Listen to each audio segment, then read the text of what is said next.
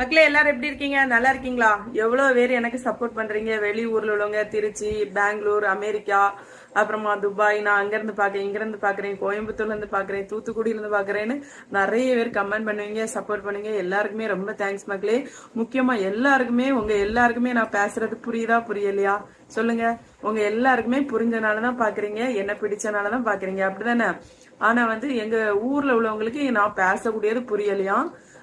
நான் டைரக்டா பார்க்கும்போது நீ ஏன் ஒழுங்காவே பேச மாட்டேங்க, ஒரு மாதிரி பேசுற அப்படின்னு அவங்க வேணும்னே நம்மள டவுன் பண்ணதுக்காண்டியே அப்படி பேசுறாங்க. நீ பேசுறது நல்லாவே இல்ல, டைரக்டாவே என்கிட்ட சொல்றாங்க. உனக்கு கமெண்ட் எல்லாம் பாத்தியா எப்படி எப்படி இருக்குன்னு.